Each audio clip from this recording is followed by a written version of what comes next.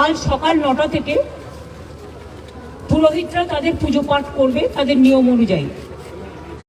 জগন্নাথ ধাম দেখতে পারে, তারা যদি একদিকে এসে আরেকদিকে বেরিয়ে যায় রথ দেখে কোনো অসুবিধে নেই, তাহলে আবার অন্য লোকেরা সুযোগ পাবে। একসাথে তো এত লোককে জায়গা দেওয়ার ক্ষমতা প্রভুই জানে।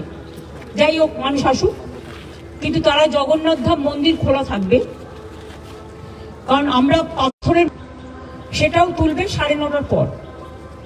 9:30টার পর থেকে তারা রথ দর্শন করতে পারবে। রথ রাত্রি লাগিয়ে দেওয়া হবে এবং সকাল 9:30 থেকে পুজো পাঠ যা যা হবার অর্চনা এগুলো তারা করবেন পুরোহিতরা।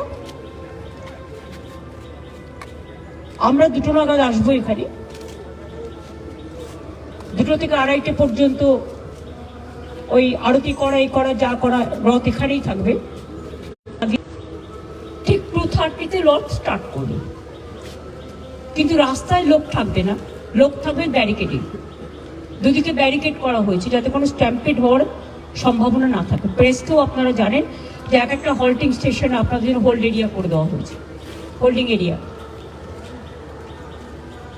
রথ কিছুটা যেতে যেতে কিছুটা থামবে, কারণ পথ তো খুব কম, মাত্র 1.5 কিলোমিটার মাসির বাড়ি যাওয়া।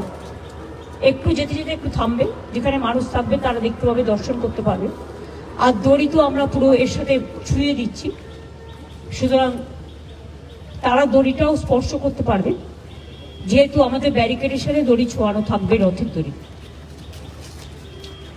আপনাদের সকলের সহযোগিতা চাইব এবং শুভকামনা চাইব, কারণ এটা তো প্রথম আমরা করছি, যাতে দীঘার জগন্নাথ ধামের এই পূর্ণ যাত্রা, রথযাত্রা মাসির বাড়ি পর্যন্ত যাবে এবং উল্টো রথে মাসির বাড়ি থেকে আবার ফিরে আসবে।